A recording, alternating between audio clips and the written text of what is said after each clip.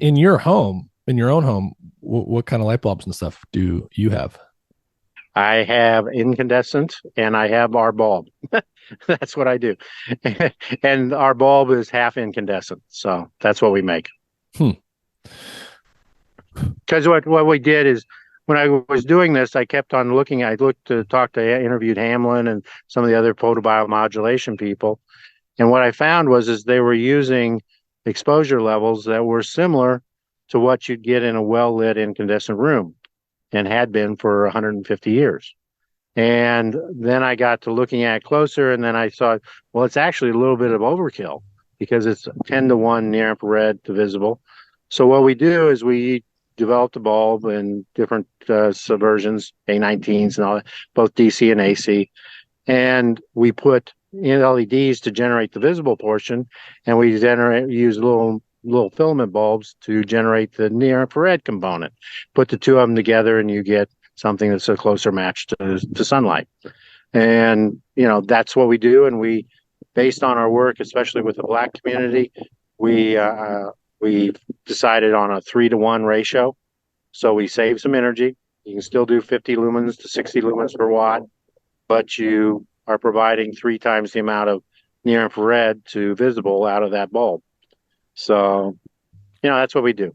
So, based on what you've told me, basically the modern environment is, in terms of light, is characterized by a lower ratio of red and near infrared to visible and other types of light than it would have been ancestrally for most of human history. Well, I'd put it even more just succinctly. What we did is we eliminated all near infrared for a lot of people, Mm-hmm. not just some, all, because Hmm. it's not coming in your windows. It's not being emitted by your TV. It's not being emitted by your lighting, and you don't go outside enough, Mm-hmm. you know? And because this is it's such a big piece of natural light exposure from the sunlight, it would be more or less unthinkable that our bodies aren't adapted to getting to that in some way. And so even if we don't know all of the facts at play here, if we think about an evolutionary context, it sort of would have to be true that we should be getting more of the light in that spectrum in the modern environment. It would be. Yeah, and I think you have to also take into account people's reaction. I mean, people know this. There's a lot of people that walk in. I can't. Those are glary. Those are hard. They're harsh. They Mhm, use all mhm. kinds of words to describe what's going on.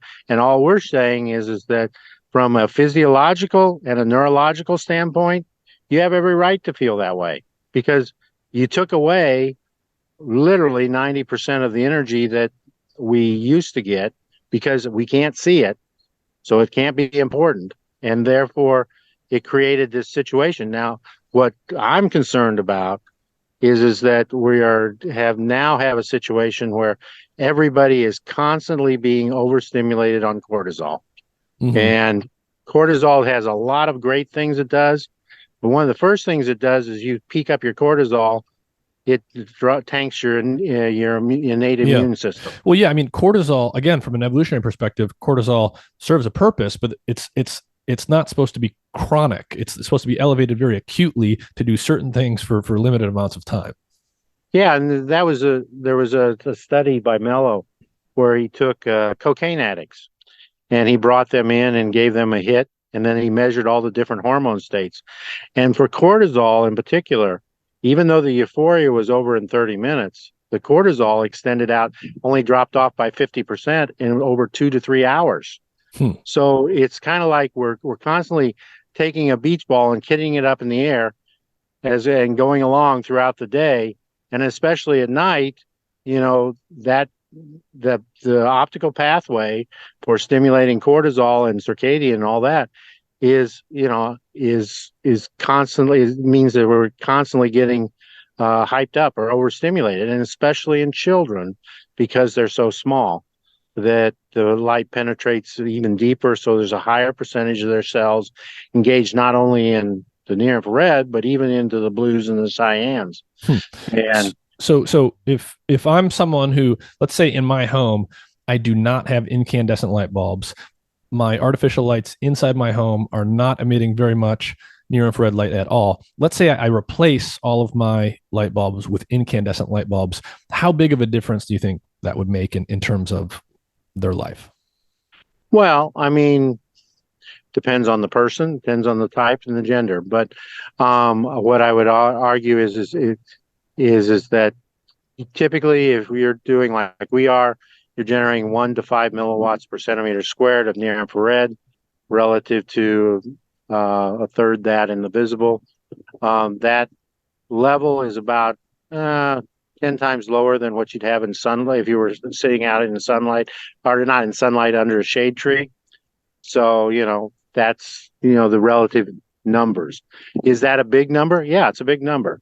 I mean, it's still significant, biologically significant, because what we did when we were looking at Zastro's data, we found that free radical generation, and you think this from the physics, is linear with dose.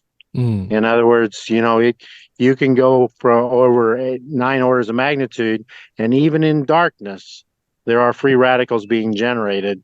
It's not like that there's some kind of magical threshold where it all goes away. The body is contending, trying to deal with the relative ratios all the way down to what we consider darkness.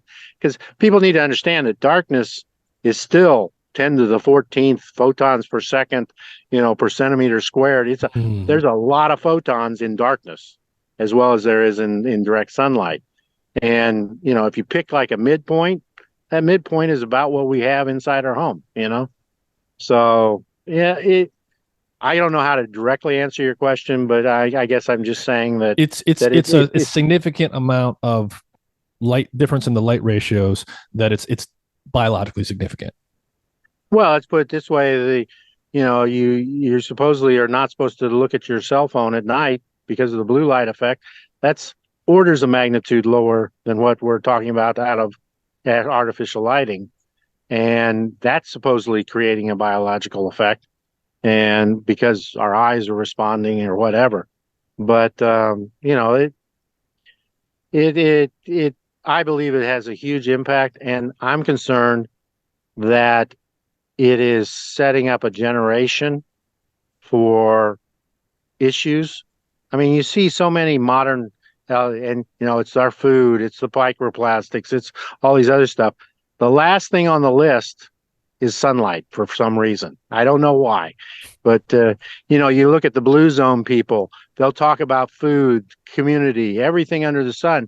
But what they don't mention is that the blue zones actually fall within 37 north latitude and 10 north latitude, and they are almost all the time outdoors, and they have tons of plants around them reflecting near infrared and all this other stuff. So but it's never mentioned as being a possibility as to being what is part of the solution. And I see these people that put plants inside their buildings. Well, if you've got a standard low E glass, architectural glass, there's no near infrared coming in. So how's it going to bounce off the leaves of to go to you? So it's like we kind of continually defeat, because we don't understand the process well enough. We keep defeating the things that we've been given and not taking advantage of it. And like I say, kids sports, you and I went out and played till it got dark. They don't do that anymore. And I really think that and unfortunately, it's not a pill. It's not something you can just simply take once and life's good. It's a setting up what is the baseline hormone levels and the ratios of those hormones, that are built up in the body. And, the fact that I can go and take a kid outside and they are multiple studies showing cognition levels are higher outdoor in sunlight versus artificial lighting. That should be enough right there to just strip every light bulb out of the schools, in my opinion. So, like I said, kids in particular is a big deal. Yeah. Well, what do you think about, red light, near infrared light therapy when people buy these devices to put in their homes and use them for certain periods of time at the beginning or at the end of the day? Well, I think if it works for you, that's great. My problem is that it's more from an optic standpoint. The way the nature's set up, the optical watts in the near infrared and far shortwave infrared are spread out over almost 2,000 nanometers. Now, what people are doing with these therapies is that they're putting in narrowband, what I call narrowband emitter, that has only 50 nanometers or so of width. In order for Mm, me to generate an optical watt in that 50 nanometers, the peak intensity has to be extremely high mm. relative to what goes on in nature. And nature is distributed kind of like a spread spectrum type thing, where it's spread out over all these different wavelengths. And what it appears to be from what's going on is each one of those wavelengths has some effect, a different effect, or a different action spectra on various processes within the body. So I don't see how it's any different than doing blue light, narrowband blue. Narrowband blue localized all the effects within, that are associated with those wavelengths. You start to get into trying to do stuff with red. The other thing is that I'm an old laser jock. I mean, in the old days, when you had a near infrared laser, you had all kinds of safety and lockout devices because you don't have the ability to know that that beam is on. You can sit on it, may look like, oh, it's just a little red glow. Well, it's not just a little red glow. It's like taking somebody and sitting them in front of a bunch of headlights and propping their eyelids open. Hmm. If you're not careful. Now, that doesn't mean that they're all bad or whatever, but people don't know, you know, if they could see the intensity level of that those peaks, It's a lot they of light. would. It's a lot of light, and we have this crazy mentality that if little's good, more's better. So let's get a bigger panel. And I totally agree that there's an area ratio. The more skin or more area that you're exposing is the higher volume of mitochondria that are being stimulated. But there's a point of diminishing returns, Hmm. and a little bit of, I prefer, so what we do is we use broadband and thermal emitters to simulate the near infrared.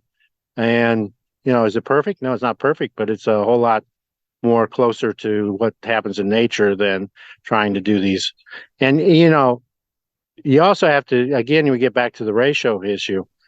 If you're trying to match, I have 1 optical watt of visible, and I have to do 1 optical watt of red, or even a 850 nanometer, then I got to pump that. That's a lot of red.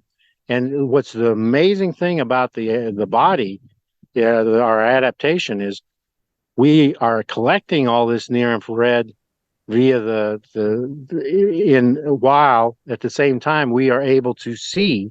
If I had, if we could see in the near infrared, it would wash out all the blues, greens, reds, and yellows because it would dominate, you know, the the uh, the spectral response of the eye if it had a broader range. So it's like we've adapted to say, okay, this is important. Everything is we can live in this area and know that that's a good apple, that's a bad apple, all this other stuff. Yet I can still be pumping in watts of near infrared without affecting that eye response. So Well, Scott, like you're a wealth of information. This is incredible. Because there's just so much I didn't know about this whole area. I think this is a very underappreciated area for everyone. We think of light sensing in terms of the eye. We don't consider the whole sort of body as a light sensing organ. We don't, as you said many times, it's easy to forget about what you can't see. So people don't really think about near infrared light because it's invisible to us. Um, are there any final thoughts you want to leave people with, or anything you want to reiterate about light and its effect on our biology, or how people should think about their relationship to light in general? well, I think that as you said, I mean, our behavior or habits can do a huge benefit. You know, let kids go out and be outside for a while. I understand there's safety issues and all that other stuff, but at least try and not always be in artificial lighting. And it is you know, but at the same time, I do want to express that I have a concern that, people don't understand how bright some of these red therapy panels can be, and the effect it could maybe have on your eyes and all that, and the fact that if you pick one wavelength, what ratios did you change that we don't know about? Mhm. You know, that's my concern is that we're kind of playing it. So I just think getting people outside more, and it's not like you have to go out and spend all day outside. You know, there's an older gentleman I knew. He's 85, smart as a whip, all there. A German guy. He'd go out every day for 15 minutes, pull his shirt off, even when it was cold, and get a little bit of juice. And it was free. You know, while I'd love to sell you a light bulb, and I think that they're a good way to do it, and a good compromise between saving energy and healthy lighting. A lot of things we can do that don't cost us anything. And I would also recommend that if people have any further interest, Roger Seaholt's MedCram videos. He's done about 7 of them on our work. And the first one, Light and His Medicine, he's had 4 million views on. And I think that what you're going to see is that the medical communities are going to start coming in. Lighting has typically avoided the medical community to a great extent, and I think that'll be a big change. And the last thing is that I think that once we get more of these biosensors that can measure things in real time, we'll get a much more concise vision of what's going on in the body. Mm-hmm. So, well, and real quick, I just want to ask you one more thing. Obviously everyone is going to do what they're going to do. There's many different opinions. I just want to ask you about sunscreen. How do you use sunscreen in your personal life? Do you use it at all? Do you use certain types? Do you avoid certain types? I don't use any sunscreen. I mean, I honestly, like I say, no, I don't use any. Um, I tend to, I love to walk in the park. I like to bike, and that said, it's obvious that I could use to lose some significant amount of weight. So we all make choices that aren't the best for us sometimes. But to me, um, there's so many ways that I can get sunlight without causing myself to be charred. You know, I mean, even now I'm getting a little bit red from being out here, yeah, but I personally don't see the benefit in sunscreen as they do it. If you want to do, for someone like me that really wants protection, I would have to put on something that looked like blackface, and that's to make a significant difference. I think the rest of it is, my dermatologist would disagree, but Mm-hmm. that's. Well, based I on what think you the said other thing, the earlier, other one, based on what you said earlier, what you told us was the sunscreens will allow you to stay out longer in the sun without getting burned, but you are not preventing that oxidative stress from the stuff that's not right. being blocked. Yeah, and to me, I mean, if I get too much, then I start to turn a little pink. I go inside. Mm-hmm. That's to me, it's the body's natural way of saying, "Hey, dummy, it's time to get in." Yeah, There was yeah. a really interesting study done in New York of older people, and what it showed was 126 participants, and it was over the age of 70, and it showed that the having some level of uh, non-melanoma skin cancer translated into an 80% reduction in your probability of having dementia. Hmm. So you can look at sun as being the evil guy. You can look at blue as being the evil guy. But I think the real problem is that we don't understand how it really works well. Right? It's in ratios, it's in combination. And if you start messing around with those, you know, one can make a pretty good argument that if you have the right hormonal balances in your body based on sunlight, that it maybe helps in other areas. So, and that's what the paper was basically trying to show is that having getting out in the sun is good for your mental health as well as your physical health.